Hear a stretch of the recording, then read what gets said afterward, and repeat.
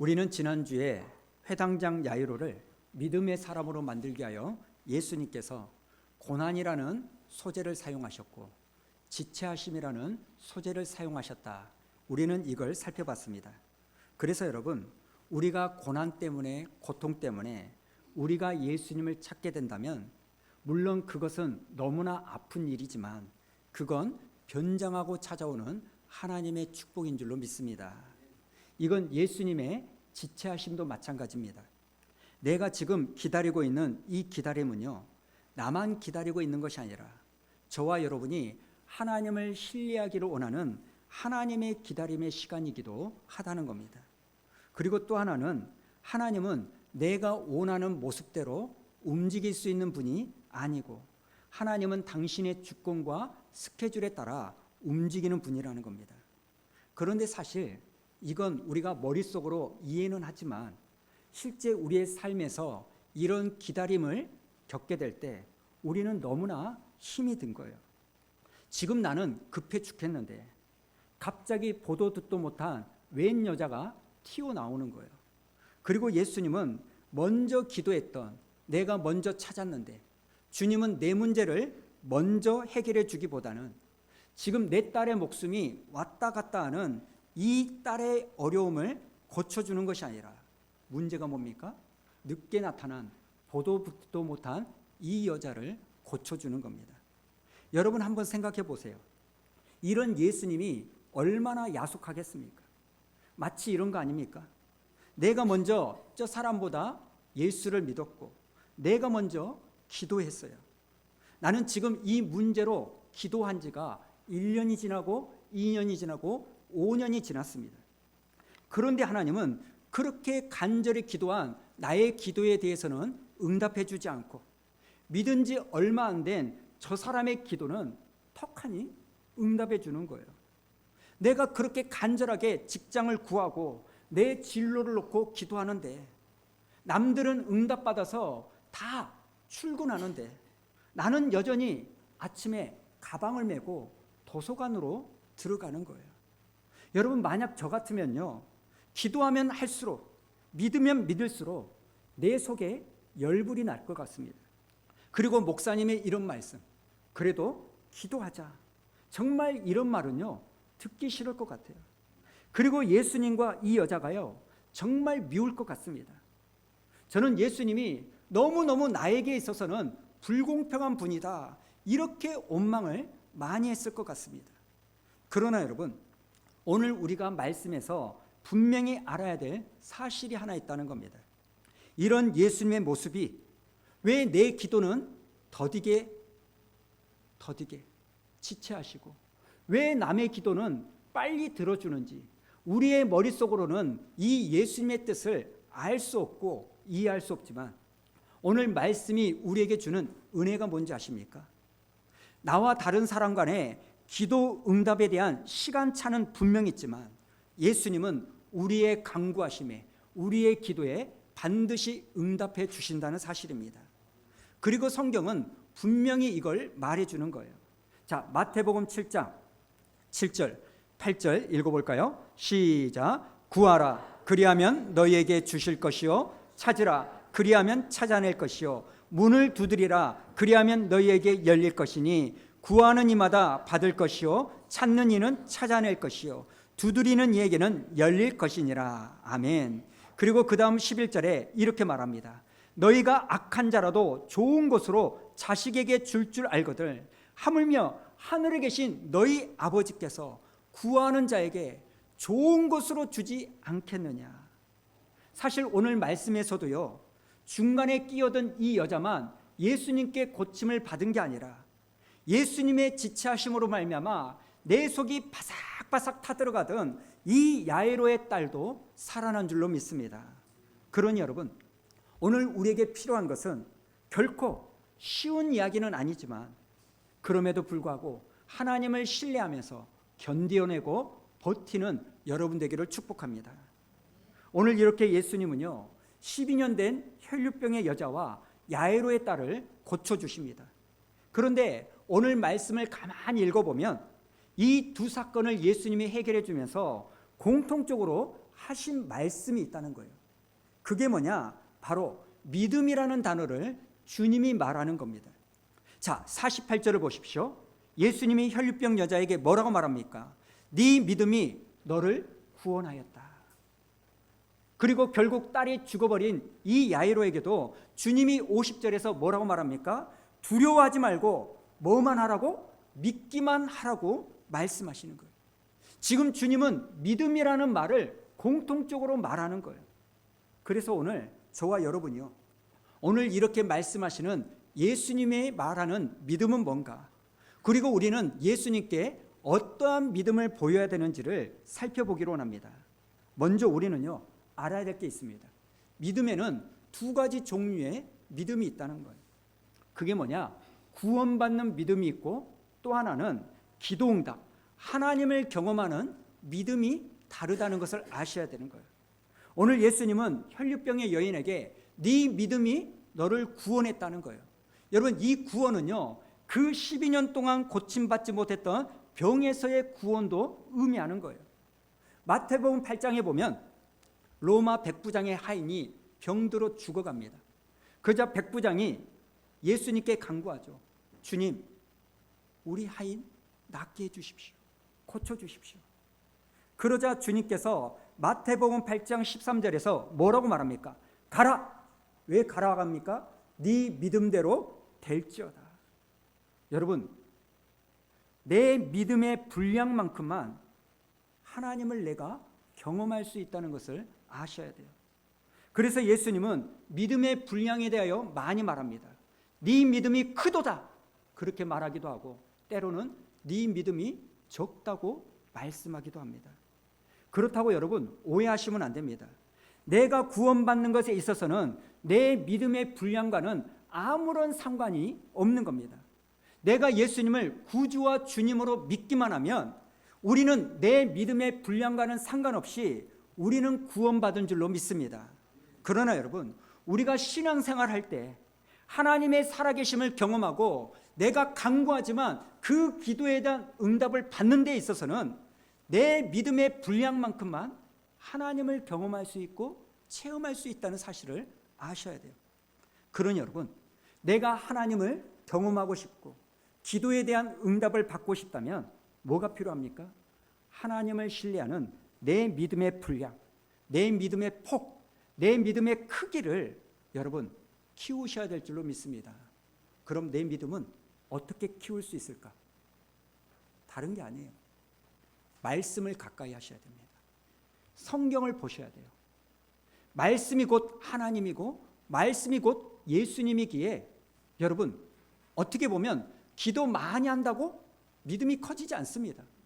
내 믿음은요, 말씀을 가까이 하면 가까이 할수록 여러분 믿음이 커지는 거예요. 그래서 우리가 1월, 2월에 전력 질주로 말씀을 읽으려고 하는 이유가 있습니다.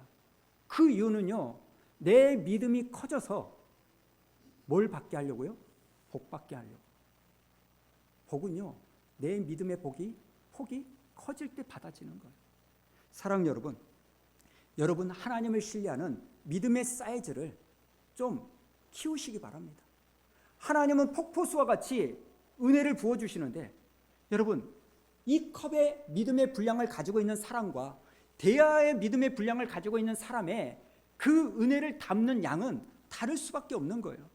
그러니 여러분, 말씀을 가까이 함으로 믿음의 폭을 좀 넓히는 은혜가 있기로 합니다. 특히 여러분의 자녀들, 그냥 오늘 가실 때 가지 말고 큐티책하고 이 필사노트, 우리 청년들 좀 이따 모일 때도 다 가지고 제가 올라갈 거예요. 이거 제가 매번 점검하겠습니다. 그래서 이건 해도 되고 안 해도 되는 거 아닙니다. 정말 말씀을 읽으셔야 돼요. 저는 여러분이 복 받기를 원하기 때문에 그러는 겁니다. 그런가 하면 두 번째, 주님이 말씀하시는 믿음이 뭐냐? 두려움의 반대말이 믿음이라고 말씀하십니다.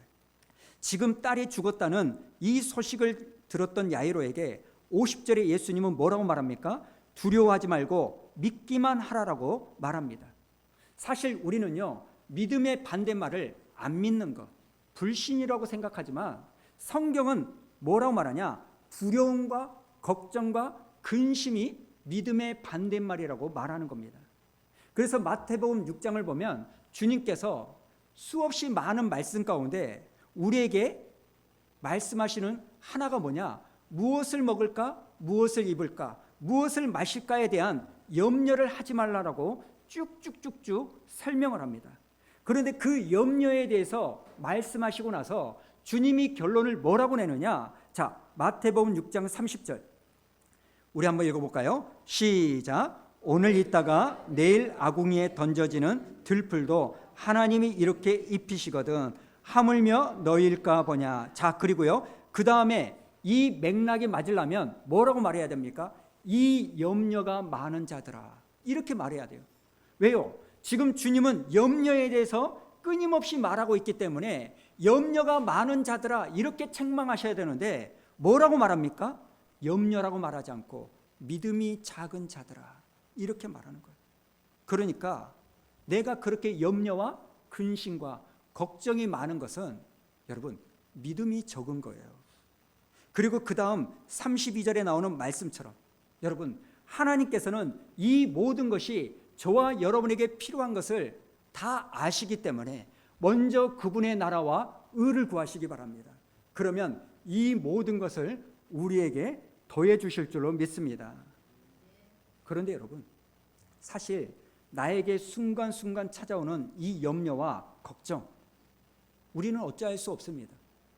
염려가 생기는데 걱정이 되는데 어쩌겠습니까? 여러분 그렇기 때문에 내게 염려와 걱정이 찾아오면 그걸 부정하시면 안 됩니다. 인정하셔야 돼요. 베드로전서 5장에 나오는 말씀처럼 하나님 지금 제게 이 염려와 걱정이 찾아오고 있습니다. 그러나 이걸 주님께 맡기오니 주님께서 이 염려를 선하게 인도하여 주시라고 여러분 기도하는 여러분 되기를 원합니다. 베드로전서 5장 7절에 보니까 너희 염려를 다 주께 맡기라고 말합니다. 여러분 주님께서 이렇게 말씀하시는 이유가 뭡니까? 염려를요 맡길 수가 있다는 전제가 있으니까 주님이 내게 맡기라고 말하는 거 아닙니까? 문제는요 주님께 이 염려를요 던지지 못하는 거예요. 여러분 여러분에게 염려가 찾아오고 근심이 찾아올 때 그걸 가지고 한숨 짓고 걱정하는 도구로만 사용하지 말고 그 염려와 근심이 주님을 떠올리게 만들고 주님께 기도하는 그 도구로 사용하는 여러분 되기를 축복합니다. 그런가 하면 또 한 가지 우리 입장에서요 내가 주님께 보여야 되는 믿음의 모습이 있습니다. 여러분 오늘 갑자기 나타난 이 혈류병의 여자는요 지난 12년 동안 아무것도 안 한 게 아닙니다. 자, 동일한 내용이 나오는 마가복음 5장 26절 우리 한번 읽어볼까요? 시작. 많은 의사에게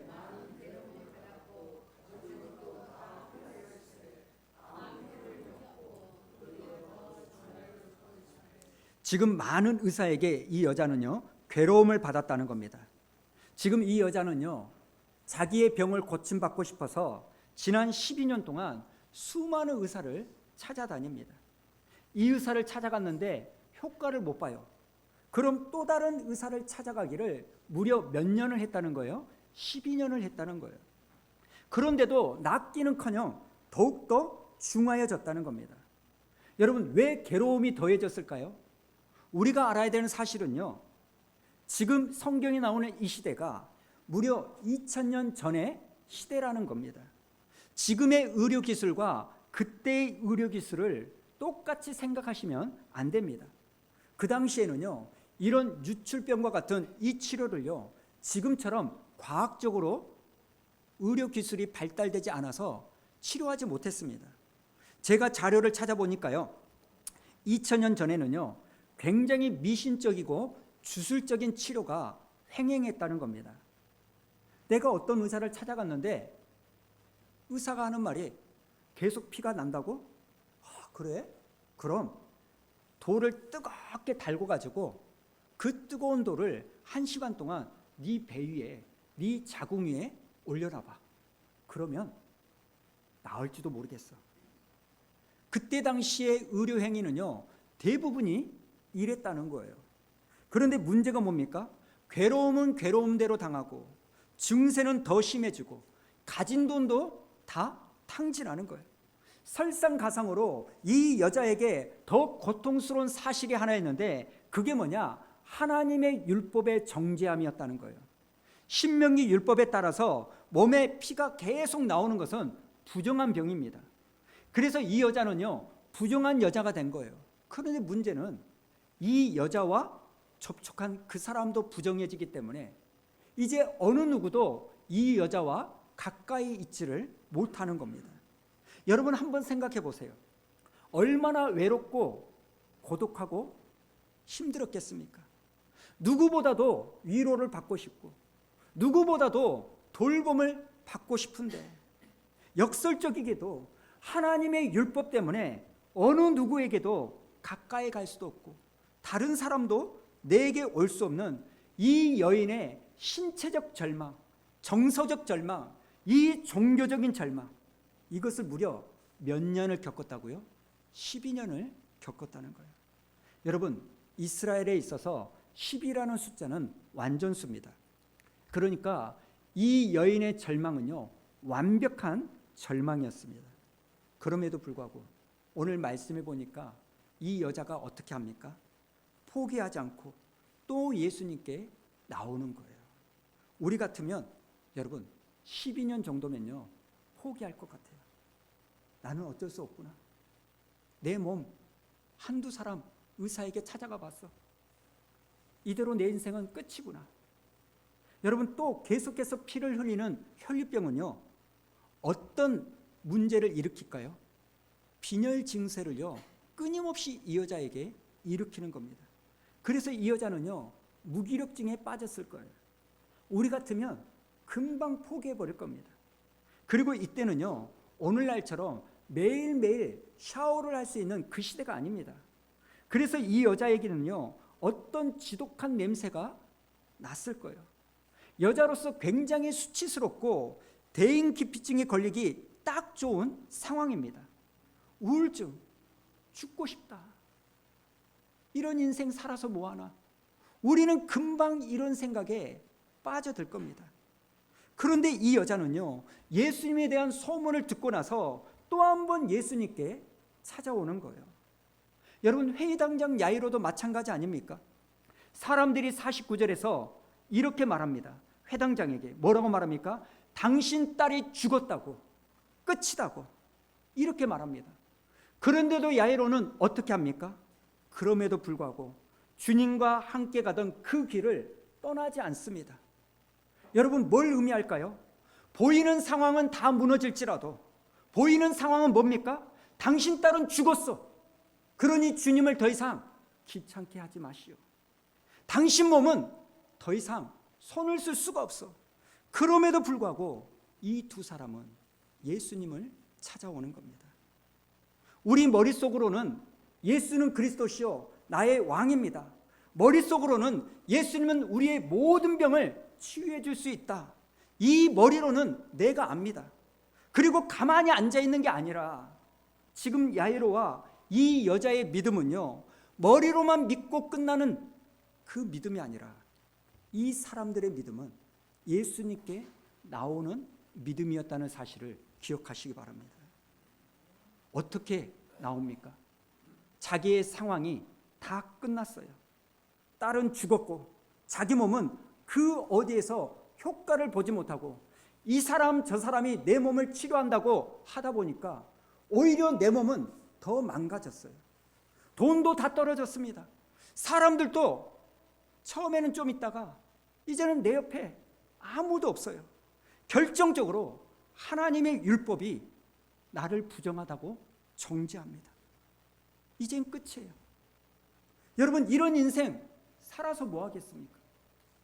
그런데 오늘 말씀해 보니까 그런 절망적인 상황임에도 불구하고 당신 딸은 죽었다고 말함에도 불구하고 이 두 사람이 저와 여러분에게 오늘 보여주고 있는 믿음은 뭘까요? 그래도 끝났어도 끝이어도 예수님께 또 나오는 겁니다. 그래도 또 한 번 예수님께 자기의 손을 또 한 번 뻗어보는 겁니다.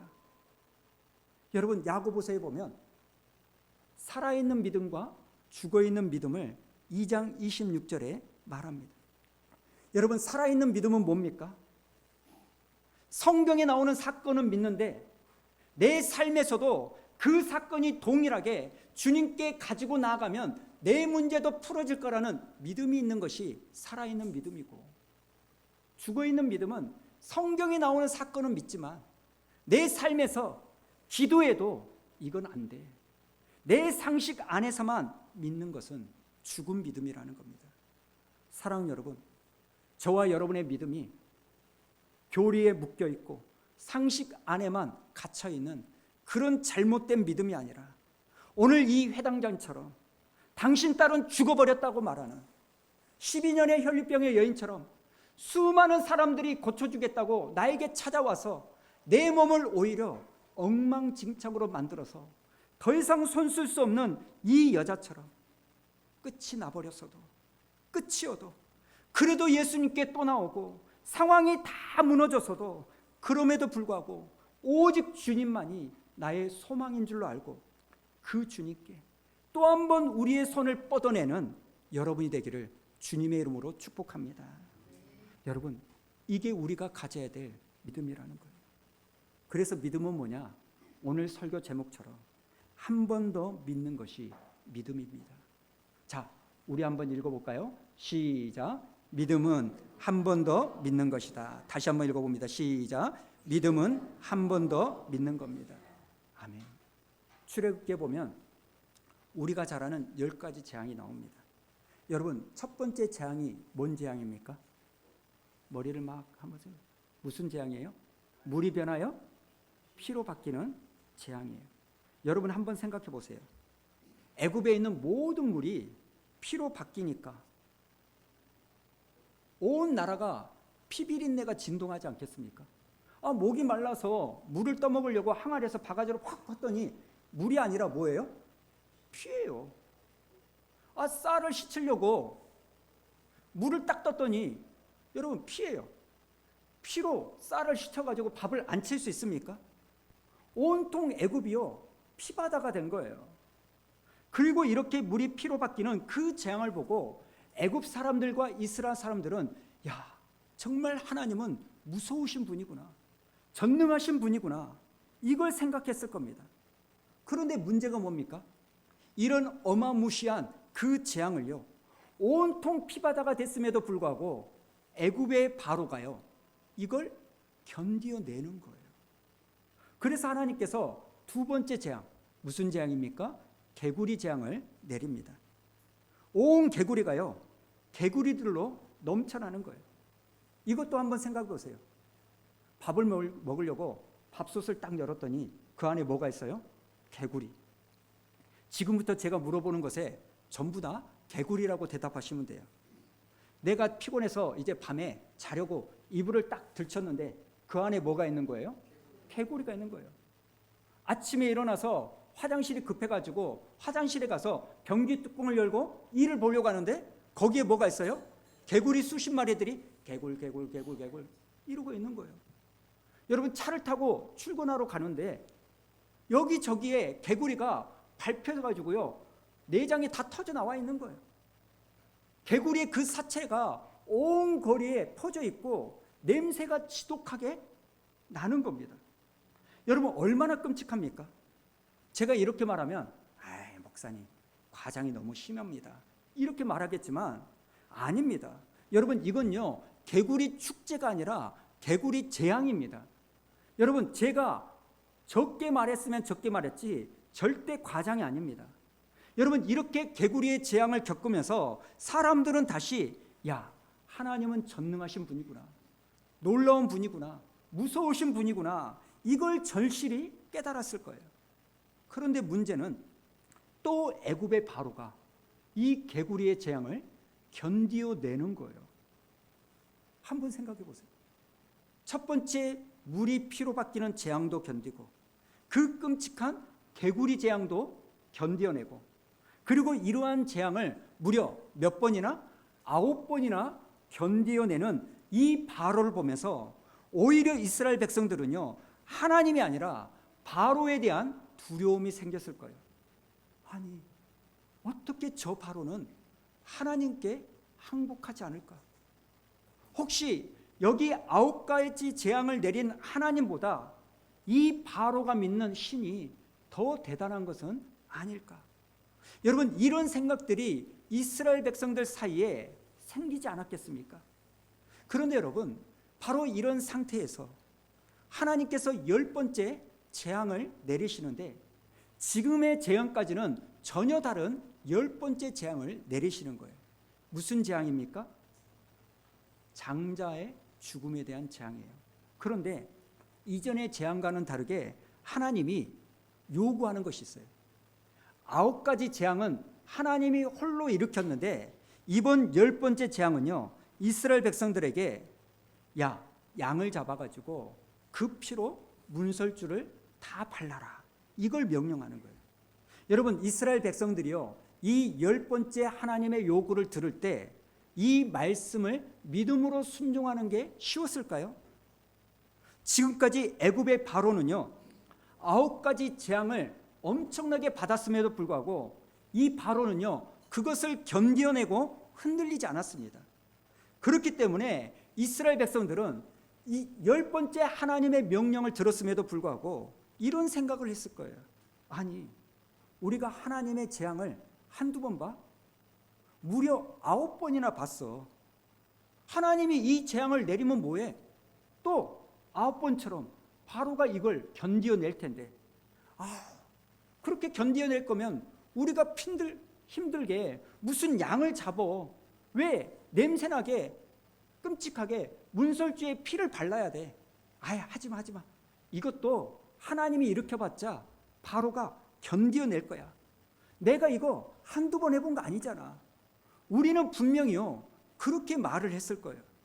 그러나 여러분, 말씀에 순종하여 믿음으로 또 한 번 문설주에 피를 바르는 그 믿음이 오늘 주님이 여러분에게 요구하는 믿음의 모습인 줄로 믿습니다. 그러니 여러분, 믿음은요, 한 번 더 믿는 겁니다. 한 번 더 주님께 손을 뻗는 거예요. 한 번 더 주님께 간구하는 것이 믿음인 줄로 믿습니다. 오늘 말씀을 통하여 우리가 확인되는 진리가 있습니다. 그게 뭐냐? 천국은요, 침노하는 자의 거라는 거예요. 여러분, 제발 하나님의 은혜에 대하여 오해하지 마십시오. 물론 하나님의 은혜는 하나님께서 주권적으로 주시는 겁니다. 이건 하나님의 영역입니다. 그런데 그것은 하나님께 달려있는 거고, 우리 인간에게 요구되는 것은 뭐냐? 그래서 하나님이 은혜를 주권적으로 주기 때문에 우리는 가만히 있어야 된다? 아닙니다. 성경은 오히려 은혜를 뭐 하라고요? 사모하라고, 구하라고, 찾으라고 말씀하고 있는 줄로 믿습니다. 은혜는 하나님께서 주권적으로 주시지만 그 은혜에 대하여 우리는요, 부르짖으라고 성경이 말합니다. 에레미야 33장 3절, 우리 한번 읽어볼까요? 에레미야 33장 3절 시작. 너는 내게 부르짖으라. 내가 네게 응답하겠고 네가 알지 못하는 크고 은밀한 일을 네게 보이리라. 아멘. 누가복음 18장 7절 우리 한번 읽어볼까요? 시작. 하물며 하나님께서 그 반납 부르짖는 택하신 자들의 원한을 풀어주시 아니하시겠느냐? 그들에게 오래 참으시겠느냐? 내가 너에게 이르노니 속히 그 원한을 풀어주시리라. 아멘. 그러니 여러분, 하나님의 은혜를, 하나님의 응답하심을 제발 좀 구하는 여러분 되기를 축복합니다. 사실 오늘 이날은요, 수많은 사람들이 예수님께 몰려들어서 수많은 사람들이 예수님을 만진 날입니다. 예수님을 만진 이 사람들은요, 이 여자 한 명이 아닙니다. 그런데 주님이 뭐라고 말하냐? 누가 나를 만졌느냐? 이렇게 말합니다. 여러분, 무슨 의미일까요? 간절하게 믿음으로 만진 사람은 이 여자 한 사람뿐이었다는 거예요. 다른 사람들은 그냥 신체적 접촉만을 하고 간 겁니다. 그런데 믿음으로 만진 이 여자만 나음을 입었다는 거예요. 이건 오늘도 똑같습니다.